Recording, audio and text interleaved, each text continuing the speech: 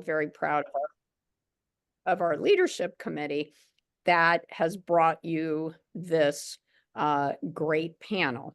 So sitting before you, we have a fantastic group of women leaders in varying sectors of the construction field, and I'm very excited that you'll be able to hear from them today.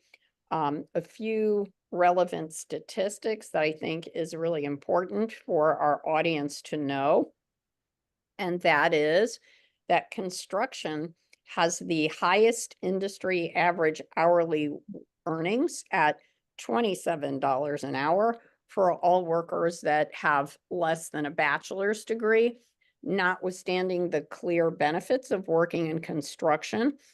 Job openings in the construction industry remain at very high levels. Currently, there are about 300,000 job openings in construction, just higher than the average number of job openings in that industry in the last 7 years. And also, very tellingly, the data shows us that if more women entered the construction field, and there was a raised share of employment among women, that we would see a greater level, or we would have a reduced pay gap. And I think that's really important. One of the reasons that the council wants to uplift jobs in the construction industry is they are STEM jobs, they are high paying, and therefore very good for women and girls to be focusing on them. I'm convinced that the construction worker shortage can be resolved through introducing more women to construction at earlier times in their lives. And with that said, today's goal is simple: elevate the voices of women in construction, learn about the trades, look at some of these fabulous role models, and hopefully we will have more young women inspired to do the same. We hope that those of you who are watching and listening today will be motivated by their resilience and their passion. And so before we get started, a couple of housekeeping things. There will be a brief question and answer portion if we have time at the end. So put your questions as you have them in the chat. And my general counsel, Tracy Apuku, is going to watch the chat and make sure that we get to as many of your questions as we can. And with that, we're going to get right in, and we are going to start with my co-moderator, Barb DeMoro. Barb is the CEO of Audience Development Strategies and an association management firm that's based in Avon.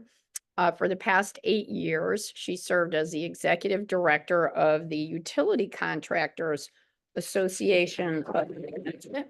She also produces the annual New England Women in Construction Conference. I've been to it. It's fantastic. That's where we met. And the goal is to bring women in construction from across the region for a day of presentations, panel discussions, and networking. She's very passionate about connecting women in the trades with opportunities, resources, and information, and each other. So I'm so grateful, Barb, that you've joined us today. Thank you for having me. Wonderful. We are looking forward to getting some pearls of wisdom from you. So here's what we're going to do. We're going to go around and have each of our panelists introduce themselves, tell us who you are, and tell us what you do. So, V, you want to start? Yes, I will be happy to start. Thank you so much, Susan, and thank you so much for putting this together. Very excited to be here. My name is Vicentia Adusai. You may call me V. My company is Vase Management. We are based in New Haven, Connecticut. We specialize in construction management, that is managing construction projects for mostly government agencies, hospitals, institutions, and quite a bit of housing projects. We also have real estate division of our business where our company do build our own real estate and then we manage them in-house. So I'm originally from Ghana, West Africa, and I'm very happy to be here. Thank you so much. Okay. Go ahead. Don't be shy. Crystal Green. Just a little bit about me, where I come from. You said, Lieutenant Governor. Yeah, Sorry. please, please. I got into the trades. I came through a job funnel program from the city of Hartford, Connecticut. I initially enrolled into it to see what else I was good at in life. I was going to be a weather tech, pretty much your roofing or anything that has to do with your siding, lead abatement specialist. Through that program, I was actually adopted by the Carpenters Union. Back then it was Local 43. I started off as a 50% apprentice because I had no background, I had no knowledge, just had a lot of drive and ambition. Through the job funnel program, I graduated from there, got into the Carpenters Union in 2015. As a second-year apprentice, I became a delegate. I was overly active, overly ambitious, and overly driven.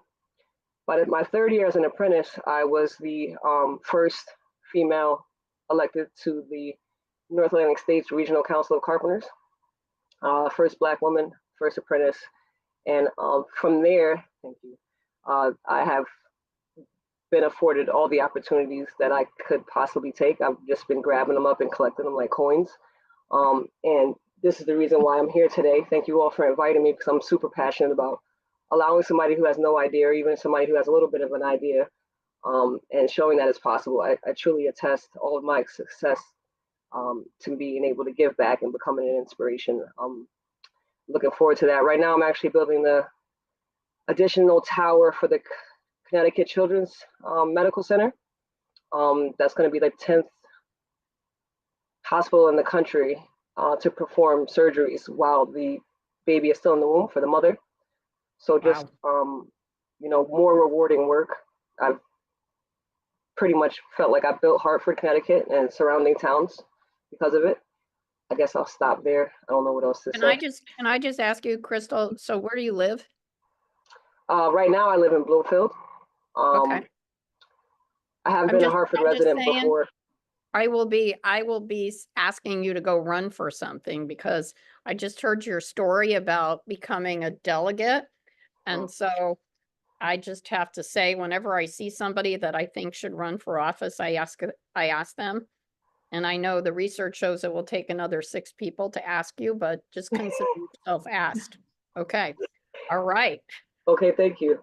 I'll be the second. I'll be the second. I'm a big Crystal Green fan. So I can go jump for joy for that nomination from you. It's very, very esteemed. Absolutely, very absolutely. So I'll help you. Thank you both, Barb. Okay, and Barb Barb just endorsed as well. Okay. Thank you. And I'll volunteer to work on your campaign, Crystal. So I'll be your third person. There you go. Awesome. I'm Liz Skidmore. I'm also a union carpenter. I started my apprenticeship in 1989, if you can believe it. I had a slightly different path. I was in college and was supposed to become some kind of manager, I think, from my background. And I just didn't like the idea of working in an office and sitting still and shuffling papers for the rest of my life, and was trying to figure out what kind of work would feel more satisfying and meaningful to me. And it seemed like adults complained about their jobs all day long. And was it possible, in my early 20s to find a job that actually was fun and satisfying? So that and lots of other questions, I decided to become a carpenter, and also went through a pre-apprenticeship program called Women in the Building Trades, which helped women learn about the trades and get some certification early on, which these pre-apprenticeships are fabulous at. And started my apprenticeship, which is a 4-year training program that's a combination of on-the-job training and classroom training. Um, won the Golden Hammer Award as a fourth-year apprentice, which is a sort of a skill test for as we complete our apprenticeships. Went to work in the field, did a lot of heavy highway concrete formwork, a lot of infrastructure type work, a teeny bit of finish, definitely not this old house type carpentry, but like big heavy commercial construction. Loved it so much, and have been moved up various career ladders since then. Became an assistant project manager with a general contractor, and then an opportunity to come to work for the Carpenters as an organizer opened up, and so I ran with that.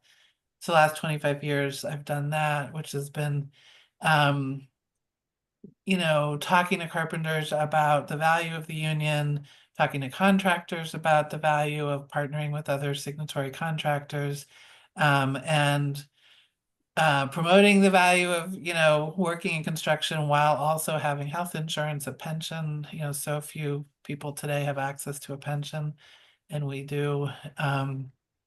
So I've just continued and done everything I can do to open the door for more women to come behind me. Great, great, thank you. Excellent. Excellent, Liz. As we're talking about how we want to get more girls inspired, I'd love to hear from each of you about, what drew you in, was there anybody who helped you on that path, or anything that really was the driving force behind you getting into construction? V, do you want to start? Yes, I will be happy to. So I think for me, I would say it was my mother. I grew up in a construction family in Ghana, West Africa. And when I was growing up, my family, they built highways in Ghana, road highways. So I remember when I was about maybe as going back forth as 8 years old, or maybe even before then, being in the house, and in the morning the workers come to the house. There were 3 pickup trucks because most people that worked for our company didn't have cars. So they come to the house. My mom drove a pickup truck, my dad drove one, and my brother drove one. So all the workers came out and they all went to work. Whenever I had a chance to go with my parents to the job site, if I wasn't in school, I just love what I saw, and I love, it didn't click to me then until now, how integral my mom being a woman managing a road, and by the civil highway roads with my family, and she being the only woman there. And I remember some of the talks and people looking and thinking, for me, it was normal because that's all I knew when I grew up. So I thought it was fascinating. And I have family members that are women that are also in mostly road construction back home in Ghana. So I think, to answer your question, it was my mom. Now, fast forward to the United States. I did my master's here at the University of Bridgeport, and I actually started my company as a consultant. And I said, I'm not going into construction. There's too many people in my family that are in construction, so I'm not going into construction. But as fate would have it, as a consultant, working for New Haven Housing and some other housing agencies, a lot of the clients that I worked with happened to be contractors, and they were actually very small contractors. And I was working with these smaller contractors for a few years before I realized that most of what I was helping them as far as the technical assistance aspect of it was reading blueprints, understand how to manage projects, making sure that they will get the financing, they will get the bonding, they will do a good job with the project. And after a few years, there was something that I learned, and the one thing I could not help them with. A lot of the small contractors that I was working with, they could not get the bonding to do any job over $75,000 or over $100,000, because most of them were doing government work, and with government work, you could not do those projects without the bonding. And I learned that some of the reasons why a lot of the smaller contractors that I was working with that could not get the bonding was a lot of several reasons, whether it was the lack of liquidity, or they had some financial issues, or they had bankruptcy, or there's so many reasons why a lot of smaller contractors could not get bonding. So one day I was working with a smaller actually 3 smaller contractors. They were going after a project, and as we were working through, 2 weeks later, the bid was due. And they told me that they couldn't bid the job because they thought the bid was going to come respectfully each individually under $100,000. But all of the bids went over. So therefore, they needed a bonding to move forward, and they could not do it. And at that particular time, as a consultant, I was essentially doing everything but having the project at my company's name. So I realized that we've done this estimate, and these folks can really do the job. They were really good at what they did. The skills were good. So I was not worried that they could do the job. I talked to my insurance company and I said, what is it going to take for me to bid the job? Because I know they can do the work. I don't know why they can't get the bonding. That's something I cannot help, but I know they can do the job. And as fate would have it, I was able to get the bonding. Took a little bit of time, maybe about a week or so, but I switched from consultancy to construction. Had to get some contractor licenses, which at the time was not hard to do. You can do it online. So at that particular time, I bid the job. I was able to acquire the bonding, and I essentially got the job and worked with the same contractors. So as fate will have it, there was a necessity. Somehow I love the industry. The transition went from consultant to construction. And the rest is history. I think I've been doing construction management ever since. Of course, I'm not going to sit here and say it was easy to make that transition. The bonding company told me that I should be very careful because if anything goes wrong with the job, they will come after my company and whatever it is that I have that allowed me to get the bonding. So of course I was, a part of me was very scared, but more so I wanted to do it more than I was scared. I knew that I could make a So difference. I knew that. Your story, V, is how businesses, how people get the idea for businesses, and your story is you saw a need and Yes. you stepped off the cliff, but you were ready because you had already been doing the work. All right, so let's hear from our other two. Excellent, excellent. Crystal? Yeah, so like I said earlier, I came through a job funnel program, and I think what's important for people who are trying to incorporate more young women or girls to come in. I got in I started looking when I was 28. So leaflets, pamphlets, advertising, marketing. My mother, who is a postal worker, brought in a flyer from her town. I believe she was working in West Hartford or Avon back then. So it came through their mail system, and she brought a flyer home, and she was like, hey, you need to do something until you figure out what it is that you want to do, because you do everything all the time and then you get bored. So can you just go give this a try? And so then I got into the job funnel program, and then once I got into the carpentry side of it, I realized that I was very isolated, alienated. I was told all the things most women get told, or anybody. A man in nursing will probably get told the same thing. You don't belong here. It's not for you. You can go do this. You can go do that. And I'm super stubborn. And I was just like, well, I think you guys are, second guessing my abilities. And just because of my body size or my frame structure doesn't mean I can't go out here and put in just as much as work as you guys do. So I think I come from a place of stubbornness and just the stick to it kind of mindset. I saw the need. I saw the holes. I saw the dark spaces that no light were being shined on in that regard. And I was a part of that dark space. I saw just how much we didn't have bathrooms, and women need bathrooms, right? So those things every day kind of forced me to go to work in the rain, forced me to go to work in the cold, forced me to pick up the hammer and learn. It forced me to be out there with them, because I'm like, well, if you want the same respect, if you want to do the job, if you want equal everything, equal pay, if you want to become a professional, you have to get up like these guys every day and, make something of yourself. And then the activism side really brings it in. There's building the building, but then there's also building the brotherhood and the sisterhood that goes with it. And that's where I found my true calling. just in my nature, me asking questions, me and be like, hey, well, how come I can't do this? Or can I do this? Or should I do this? And then I also had very, very, very intelligent and affluent mentors such as Liz Skidmore herself. Um, with her golden hammer, I received my golden hammer, and hopefully there's other women and men that will come behind us and have those same achievements that happen.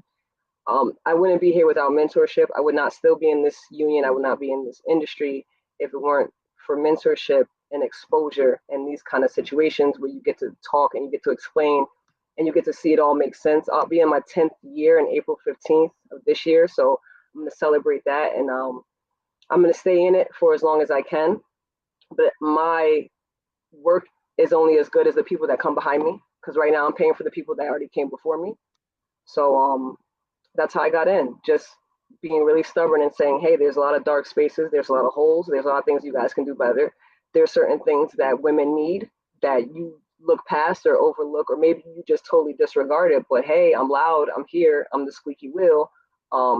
Let's fix this. And if you don't fix it now, there'll be a flood of women that come behind me that will force you to fix it eventually. So might as well be Right. And I think you're absolutely right, Chris. I think there's so many things that we're missing, right? Or that are still missing, and we can fill those holes, not me personally, but you all with all your skills. And I love the shout out to moms here. That's great too. Liz? There's so many answers to this. You know, my mom too, she was an independent career woman, and I'm old enough that not all of my friends growing up had their moms had paid work in addition to their works as moms.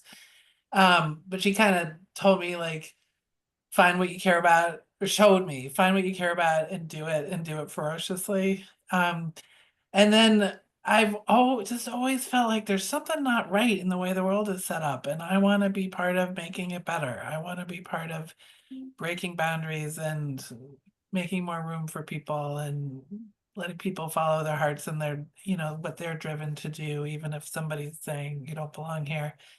And so I got into the union, I started my apprenticeship, and then just all these men mentored me.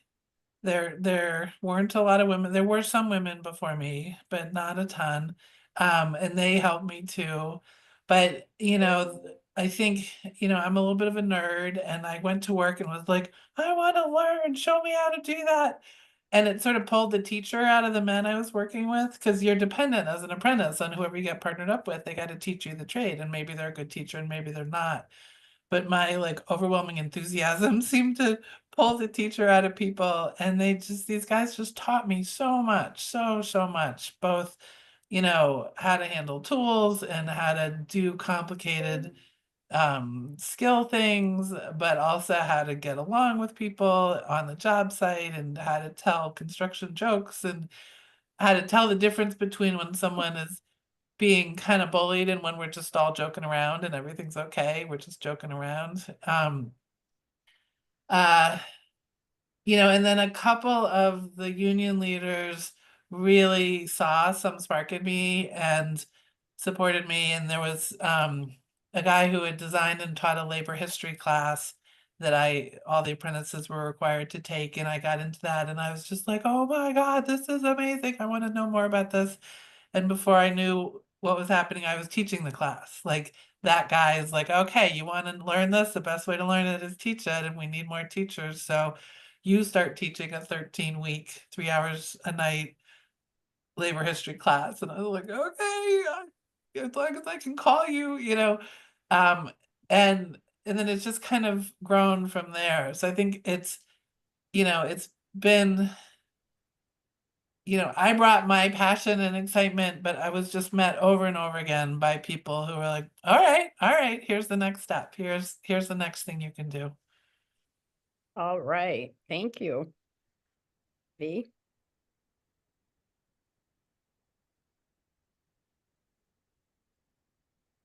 Okay, let me ask any of you, and some of you have alluded to it, but what are some of the challenges that women in construction face? You have somehow rows above, but I'm sure there are things you would like to fix, challenges that you see other women going through, because so who would like to answer that?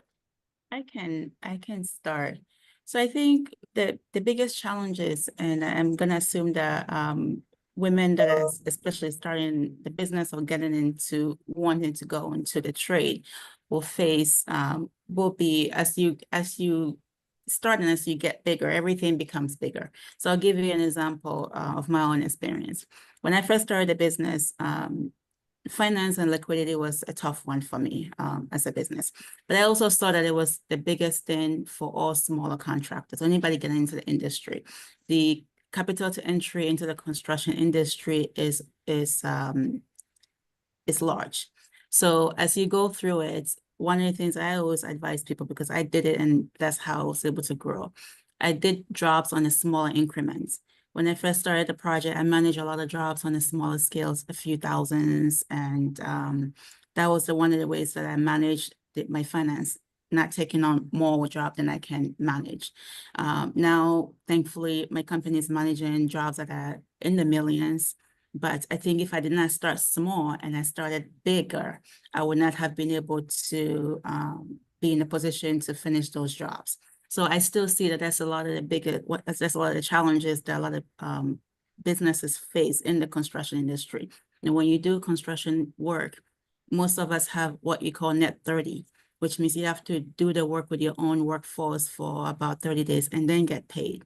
And a lot of smaller contractors struggle with that. Just 2 weeks ago, my company hired a smaller contractor to do a project for us in Norwalk. And initially, this company thought that they could start the job on their own. But when we started the job, they came to me and said, V, we can't start this job. And we needed the money for the materials. And that was $50,000 that I gave him to start the job. And we never do that. But I also understand that that is a struggle and the biggest challenges that is faced by many businesses. When I first started my business years ago, somebody was able to give me the opportunity and give me that help. So I was happy to do that. So to answer your question, one of the biggest challenges in the construction industry from the business point is finance and capital to entry. There's several more, but the other part will be the labor part, but I will let my fellow co-hosts talk about that. When I first started a business, it was just me. I was the superintendent, the project manager, I was everything because I didn't have money to hire so many people. So I did it all. But now when my company hiring over 15 full-time employees and still growing, there's also that challenges of having to manage so many staff members, not just me. So there's always going to be different challenges in the construction industry, whether you work in the trade or whether you own the company trying to work with employees and trades. So that will be the two of many, but that will be the two I'll share with you so far. All right, either Crystal, or Liz, do you want to weigh in on that? I'll always go before you, Liz. You wrap it up. So I wrote down 3 things just so it can stay fresh on my mind as I'm actively always in the field with the other sides of the roles that I have. I just don't know how much time I have, so please feel free to stop me. I think one of the major issues, not major, there's 3 of them. There's annual income. So women, we get paid the same. We just may not work as long. I can delve into that if you need me to at the back end. PPE. Either not fitting or not having. For those of you who don't know what PPE is, it's just everything that pretty much keeps us safe. I have some of it on right now. It's our high vis, it's our hard hats, it's our gloves, and it's our harnesses. And the industry is changing. They are trying to get better with that. And a lot of carpenter companies are understanding that these issues can be fixed easily. So, but on the other side of the industry, I don't know how anybody else is, but I know the carpenters do a really good job with getting small and mediums with actually purchasing your own harness, which will it's like a fall stop harness. For those of you who don't know what I'm talking about, it saves your life. It's like your lifeline, and it has to fit a certain way. And obviously women are structurally different from men, so those things. And then biology, where I would say that women, obviously we once a month we have certain issues that may hinder us or prevent us from being able to perform the same way we did the week before. Pregnancy, it's another thing, right? We have the right to procreate, and we should be afforded that ability, but that can also hinder you in the workplace. Men can obviously work 365 days if they want to, but those of us who want to be mothers, we might face some challenges. And then just your mentality. Your mentality has to be something that you do gymnastics with until you like just train that muscle, because whether your height, your size, and your ability to just lift in general. If you're 5'5" and you want to do this, you most certainly can. You just have to understand that every day you have to give more than 100% to lift 8 foot or 10 foot, 4 foot, 8 foot by 4 foot, sheetrock boards that are probably 100 and something pounds. And you got to do it every day for 8 to 10 hours a day, and you got to be proficient at it. So those are just some of the challenges that I would say that we would face. And that we still face to this day, but I think that it is getting better, not on a negative type, but positively it's getting better, but it could still be a lot better. Great. I love both those things you both said. I think some of the challenges for women are the exact same challenges for anybody of like, it's friggin' early. The weather's terrible. We're outside in it. It's heavy. We're beat up, physically beat up on the job. Although I've been reading that now sitting 8 hours a day is as bad for us as smoking. So then I'm like, okay, maybe we actually were in better shape in the field. But I'll also say 3 things. One is like women still have to do 2 jobs in construction. You do your trade and then you manage the BS. And it would be really great if we could just do our Well, trade. that's my job too. I know. Well, Oh, right. Yeah. I think there's a little bit universality to that. But like, can we just have one job? That would be one thing. I think the biggest challenge probably is this just antiquated idea that women can't do construction. And, one of the things I like to say is that, all around the world from the dawn of time, women have been doing heavy physical labor. And if you think about it in that big perspective, like there's no reason we can't do construction. And, I probably got, I don't know, ahead on Crystal height-wise, and I'm taller than most of the men I know. I'm not quite 6 foot, almost 6 foot. And, one of my jokes is that men would say to me, women can't do construction. And I'd say, oh, really? Come on. And you don't have to have this height to do it, as Crystal said. And there's quite petite women who do the work, including there's a guy who was so little, he was actually a professional jockey that I worked with for a long time. And he was the guy on the job who knew where every scrap of wood was. So like if we're trying to slam something together this was a big concrete job and we needed one more piece of plywood to finish the form, he knew where it was every time. So he couldn't lift the heaviest thing, but he found other ways to make himself invaluable on the crew. And I think we've all worked in groups and we know everybody brings different skills. The third thing is, I think somewhat the nature of construction, there's a lot of, for lack of a better term, tough love in construction. Like, it's raining, the concrete's coming, we got to get out there. And someone's like, I don't want to get wet. And the foreman just is like, suck it up, either do your job or go home. The foremen and supers and project managers have not been trained enough on the difference between that kind of problem and when someone comes with a harassment or discrimination situation. When I come to you with a harassment or discrimination situation, you say, suck it up, deal with it, or go home. That's the exact opposite of what needs to be said. And it is better than when I started, but it's still happening far too much that the people in managerial roles from, direct supervisor on the job site on up just don't have enough education about anti-discrimination laws and what is required, how to properly do an investigation, how to, handle a harassment complaint. Thank you, Liz. I'm gonna ask you to answer this question first. I know you just got done talking, but I think you've got a lot to say about this. We're here because we want to get more women and girls interested. And I know you've done a lot of work in Massachusetts, so this question is definitely apropos to what you're doing. What can we all do to better support girls getting into construction, women in construction, whether that's men, employers, teachers? How can we be more supportive in that effort? One of the principles we learned is lead from where you are, which is also potentially universal. But in this space, what that means is if you're a teacher in a high school, encourage girls to go into construction, even if it's a traditional high school. If you're work at an unemployment office, make sure you're sharing apprenticeship openings with your female career seekers, not just your male career seekers. If you're a foreman, keep an eye out for that woman who has that spark, and bring her under your wing. One of the things in construction, there's like kind of a core crew. So like if I'm Skidmore drywall, I might have 10 people that work for me normally, but maybe I get a big job, so I've got to pull a few extra people in. And historically, people's contractors' core crews are all white men. Don't stop there. Find those people, the Crystals of the world, and bring them into your core crew. We like to think that those super reliable employees just sprang from the womb like that, and some did, but the reality is almost all of them, somebody invested in them, somebody mentored them, somebody brought them over and was like, hey, take a look at the blueprints, let me explain why we're doing this right now. Somebody made sure, like, okay, things are slow, gotta lay off a couple people, let's hang on to her. So for contractors, think about diversifying your core crew.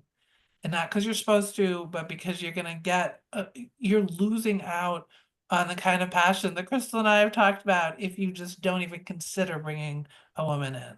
The 10 years I worked in the field, probably 7 of them I worked for one contractor, and I went above and beyond in every way I could because they had invested in me.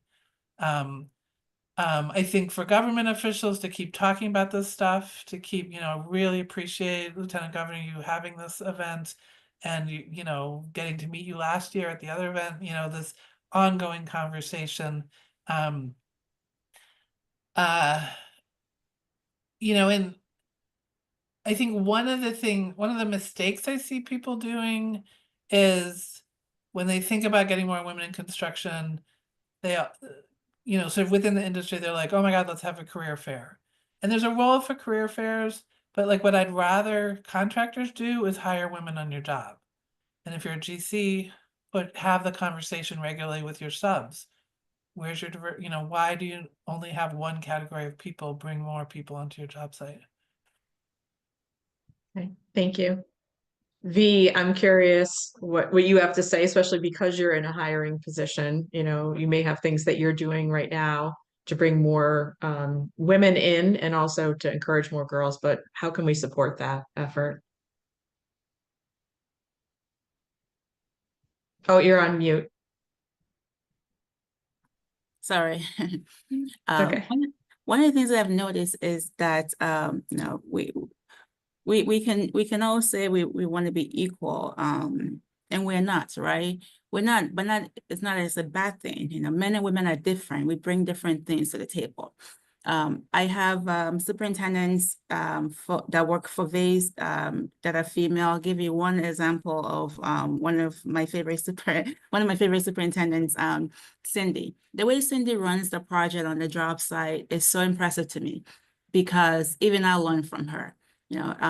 If I go out and making my rounds in a day, whether I'm in Greenwich Hospital or Yale University or Girl Scouts camp, wherever I go, I check on the jobs and I talk to my superintendents, and then we want to make sure that things are going progressively. And then we have staff meetings. But one thing I noticed about Cindy and our other female field staff is that she's very attention to details, but not in the ways that everybody else is, right? And that goes for all the other women that work for VASE. It's so strange because it's like whether you're at work or you're at home, it's all the same. The women tend to be more nurturing on the project, things that sometimes men may say, no, let's just do it. It doesn't matter. Like I would say, or the women would say, well, let's look at the underlying situation. Let's discuss that. Let's see what we can do better. Even something as simple as cleaning on the job site. When I used to do the job and I used to be a superintendent in the trail, I'm managing the job alone, I'd make sure that I clean up as I go. I make sure that my subcontractors clean up as they go, not like waiting until lunchtime or at 2:30 to clean up, so that the entire day the job site is secure. So I told Cindy the other day, I said, Cindy, you know, I'm going to start having you join me at the outside functions when I go to these meetings. So you can meet other women and we can talk about how much fun we have in the industry because we do things very differently than other people are doing. And I find that, like you said, Liz said, you know, lead by example where you are. So we feel like if people are seeing us doing it, then they realize that it's the norm. You know, we want people to just see us doing what we're doing and or come to the job site and seeing that we're doing something that's different from what the traditional is. And oh, it just so happens that it's a woman superintendent or it's a woman that runs the company. Most people don't know who I am until they see me because they think the company is run by a man, which is fine. I went to a meeting a long time ago where we were there to sign a contract. I remember that was one of my very first contract for $1.2 million. And I went there with two of my project managers. And the whole time we were at the meeting, they kept asking me to go and get a copy, which is fine, I don't mind. But then at the end of the meeting, they passed along the contract and my project manager passed the contract to me and then I signed it. And then all of a sudden everybody got up from the other team saying to me, we're so sorry. We assumed that the other person was the company person. And I don't take those things personal, but I will tell you that after that meeting, we did a great job and the company gained respect from there. So we lead by example. We don't take note of the fact that the industry sees us as a unique, like a women indie. We just do what we do because we have a job to run. So And it I sounds agree. like as much as we can, shining a light on what you're doing and the women that are doing things and making sure that we're sharing that out, you know, whether that's Susan, whether that's companies like mine, the media, like we all need to be talking about that because it's really cool. It's really interesting. And I think that would get, like you're saying, that could get more women involved. And Crystal, do you want I to? want to make sure that I just want to say one thing though. I'm not saying that there's anything wrong about or not anything different about what the guys are. I just think that women in the construction industry, especially in the management industry, can bring so much more nurturing to the industry that people oversee. And that's why I would love to see more women in the industry. And you know what, I Absolutely. always say that women and moms are really good at getting people to share, to get along, clean up after themselves. You know, V, I was reminded of that when you were talking, and your story also reminded me when you were talking about signing the contract. I'll never forget this. I think I was 29 years old. I had been elected to the State House of Representatives, and one day we had a Saturday session. And so on Saturdays, you didn't have to wear a suit or fancy clothes. You could just wear casual clothes. And so I was trying to go into the chamber to go vote, and the sergeant at arms wouldn't let me in because he didn't think that I belonged in the chamber to vote. So another example of you got to get used to seeing women doing non-traditional things. Right. And I think, you know, for myself, I run into that as well. You know, being a female business owner, I've definitely seen some of that. You know, and I think I'm a lot like Crystal in that I'm very stubborn and I want to prove everybody wrong. And I just dig in when I see that I have happening. a fair amount of that too. Tell me I can't do Crystal, something and I really want to do it. Sorry, Crystal, go yes, ahead. exactly. Do you have any thoughts, Crystal, that you want to add about how we can be more supportive of bringing more girls and women into construction? Yeah, I think everybody said what I was thinking. I think I'm on the, like, again, boots on the ground portion of it, where V understands the whole of it, and then Liz understands the analytical breakdown. Whoever, whenever you do bring a woman in, or whenever you do go to these high schools, to these trade schools, to these career fairs, whenever we have these things, make sure that we're telling these young girls and these women that, hey, you are the pioneers. Like, almost activate them for their own good and for the good of the collective whole of the women. Be very careful. There's nothing wrong with a quiet woman. There's nothing wrong with a woman who wants to just keep her head down and get her work done. I just feel like in the times that we're in the era that we are, the things that we're privileged with these moments, we have to capture them and be as bold, if you will, and brave in these environments where I don't expect everybody to be like me, but just take something from being able to go into, let's say, a DPR trailer last year in March and understanding that I was sitting one of three women, one of the only Black women in the room. And I just said, hey, you know, I'm privileged, I'm fortunate to be here because I'm the only person that looks like me on this entire job site. Now it sparked the head guys, imagine, I must have sparked him or something. I just said it because of my gratitude. This March, I'm not the only one. There's a cornucopia of diversity now with women in every trade. Every trade has at least one, if not two, and they're still there. And I'm not going to take the credit for it, but what if they didn't pay attention to it because of all of the paperwork they got to deal with, all of the blueprints they got to deal with, all the meetings they got? Maybe maybe not seeing what needs to be seen, and then sometimes just empower these women, these young girls, to come in and be like, hey, if you see something, say something, just speak up, because sometimes these guys just need a little nudge, and the next thing you know, they'll take off. And I've been super fortunate and glad to that one conversation, that one Women in Construction Week 2024 now has changed exponentially for 2025. The room was completely different, and I think that's what's necessary. No matter what room we're in with these, just empower them, whether it's in high school or whether it's at somebody, you know, a 35-year-old plus kind of seminar of women who don't know what they want to do with the rest of their lives. Just tell them, hey, just go in there and grab it by the horns and, you know, make yourself known, leave a mark, leave any mark, because the mark matters right now. This is the time, or else we lose it. I mean, because it's always under attack. So. And I'll just say, Crystal, you know, I am often one of the few women in the room. And when I'm there, I will say, well, what about this woman? What about that woman? What about this person? What about that person? Because what Shirley Chisholm said is really important about bringing, if you're not at the table, pull up your folding chair. And because it matters and people are out there listening, and younger people, girls and young women are watching. And so with that, I wanted to give our audience the opportunity to ask these fabulous women some questions or get their take. So Tracy, can you get questions from our chat and pose them to our panelists, if you would?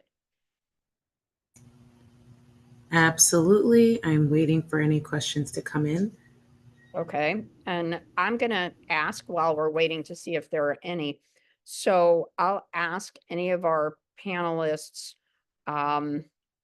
is there any piece of advice that you would like to give girls or women who are watching or have an interest? Perhaps something that you learned you wish you knew? I'll go first. I think my advice is understanding that this industry, whether you're working or you're starting a business, it's going to be hard. It's not going to be easy. I think very often people may come in for the wrong reasons, and then when the going gets tough, maybe they want to take a step back. But understand that every challenge is a learning curve, and it's going to get as tough as it gets. It really will. But the key is not to give up. The key is to learn from those mistakes. That's why I say start small. When you start these contracts, when you're given opportunity, even if somebody gave you $1 million opportunity day one, say no, please start me out. You know, we started working for Greenwich Hospital, and I begged them to start us out small. Not that we couldn't do bigger jobs, but this is a new environment that we were getting into. You know, we were working in the emergency building where there are lives at stake. I said, start us out small so we can understand how to work with you. And if there's any mistake, we can make it on a smaller level. We don't need a big contract. So that's my advice. Understand that the challenges will come. Start small so that you can mitigate the challenges that come your way. And don't think those things are terrible. Those are all learning experience. You learn so much by going through these challenges. And don't be afraid. Don't listen to anyone. Listen to that thing that's in your heart, because you know when you're doing something right. You know when you're doing something wrong. You know when something is off. Just trust that instant that you feel. Work as hard as you can and then pray. It's very simple. But work as hard as you can and then pray. And then when things work out, it's meant to be. When things doesn't work out, it's meant to be. But understand that you are going to face the challenges and be ready for it. But the rewards are also very significant. And I'll just say to your point about working with the hospital and starting small, I think a fundamental piece of advice for anybody who is in business is all you need is one client. And if you make that client happy, all of a sudden you have way too many, because people will recommend you based on how you treated them, how you did the work. And so that is a universal bit of advice that goes beyond construction. Yes. And it's true. Absolutely. Carol. Yeah. And I was writing down as all the panelists were speaking, and this is what I got from like the, advice to young girls who may be interested or maybe questioning: be bold, be eager to learn, be brave, have stubbornness, Work and hard. be teachable. Yep. Right? Work hard is always, you want to be a Yes. success. Hard work is always a given, because there's never an easy route. What I would add to that list, Barb, is take advantage of our technical high schools and our community colleges, because, oh my goodness, it is amazing what those offer. I have been to Abbott Tech, for example, in Danbury, and seen their carpentry program, their automotive program, their precision manufacturing program. I have visited Vinyl Tech in my hometown of Middletown, which now houses advanced manufacturing machinery that's used by high school students, but also the students at Middlesex Community College. There's so much out there beyond the construction trades. Precision manufacturing is yet another example of something like the building trades that is high paying. There aren't enough women. And guess what? Women are really good at it because they're very organized. They pay attention to detail. They have excellent dexterity. So make sure you see the benefits of public education, our technical high schools, our community colleges, which are free. And the other thing I'll say, I'll never forget this. I remember visiting with someone who went to college and was unhappy, to your point, Liz, in a seemingly bureaucratic, paper-driven job, and went into manufacturing and said, if only I had known that I could have done this right out of high school, I wouldn't have all the debt. I would have been so much happier at the time. But that's okay. You know, people are constantly starting off in other areas, but coming to new areas. And I hope that what you fabulous women have said will encourage other women to say, how cool, I want to do that. I would just add, in addition to the paths into construction for the worker side, which is like my space, are absolutely the CTE schools, absolutely community colleges, but also people don't know enough about about apprenticeship programs, which is a pay while you learn model. It's structured, it's That's what we say. Yep. managed by the state, so it's not just somebody making up training, like there's real training. And you mentioned in the beginning that the average wage in construction is $27 an hour. I suspect that's national. Is in Connecticut, the total package of wages plus health and pension and everything is $83 an hour. Oh my goodness, my union friends would hear the 27 and say, you forgot the important part. So 80, how much? 83. Yes. 83. Mhm. And there's college is valuable, and nothing against college, but there's been such a drive that it's been talked as if it was the only option. And the debt problem is enormous and just grows every year. Apprenticeship, there's zero debt. So not only are you not incurring any debt, but you're making money the entire time you're working while you're learning. So you start out at around 20 bucks an hour to not know what you're doing. And then every year you get a 10% raise. Tell me what jobs get a 10% raise every year. And then you've got, your health insurance is paid for by the contractor. You're not paying for it out of your wages. It's in addition to your wages. So I think any woman who's interested in this, first of all, if you want to do this, you can do it. I was shy. I was a bookworm. I wasn't an athlete. I was tall. That being tall and white helped me. Just like, let's be real. And my enthusiasm helped me, but I did not grow up like V did in construction at all. And I was able to do it. So if you want to, absolutely go for it. You'll figure it out and dig into learning more about apprenticeships, because it's this incredible resource that not enough people know about. And it can be your golden ticket to a family sustaining wage and a really personally satisfying career.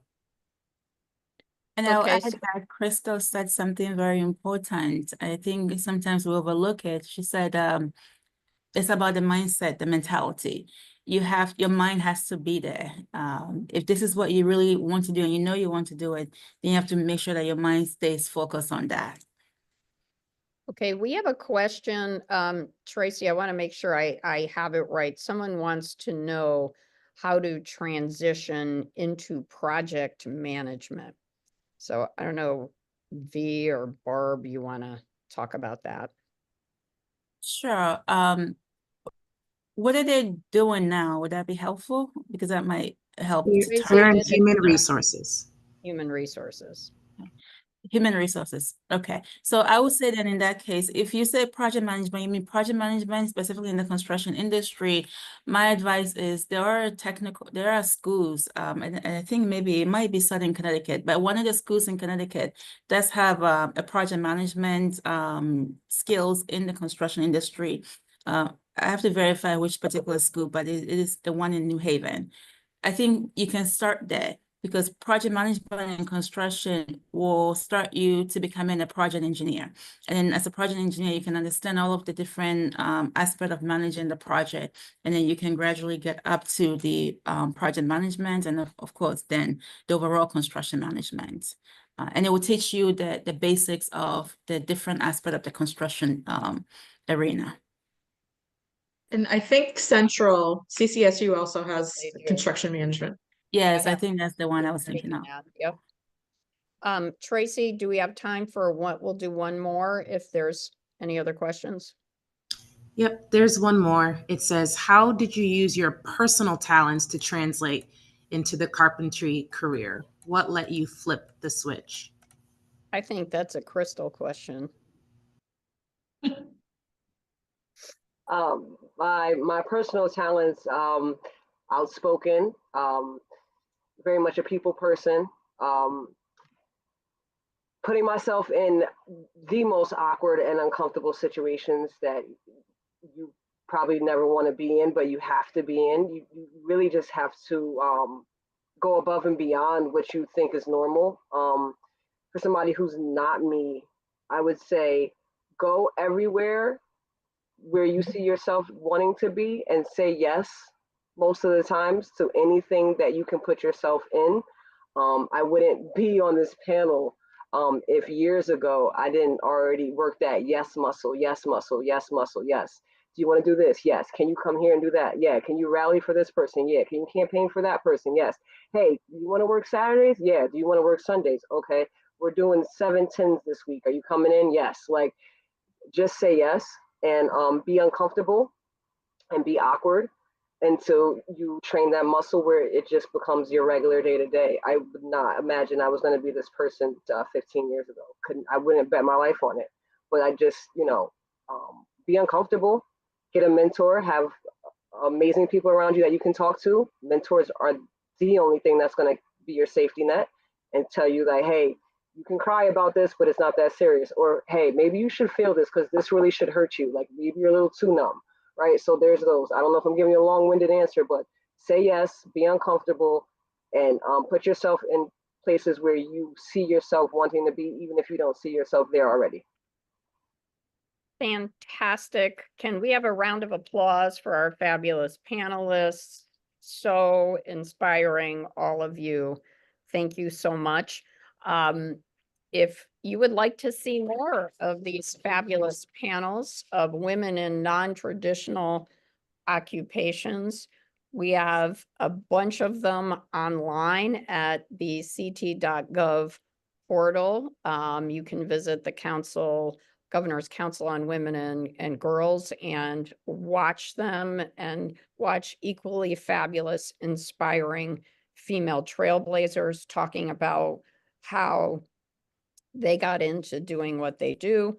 And we look forward to seeing you at our April 1st subcommittee meeting at 3 p.m. That is our leadership subcommittee. We're going to continue leading, and we appreciate all of you joining us. And our next full council meeting will be in person April 8th at 3 o'clock in the LOB room 1E. Thank you, fabulous women, for participating today. And thanks everyone who joined us. We really appreciate you. Thank you. Thank Lieutenant you. Have a Governor. great Thank you, day. panelists. Thank you all. Thank you Thank so you much. all. Thank you, Lieutenant Governor.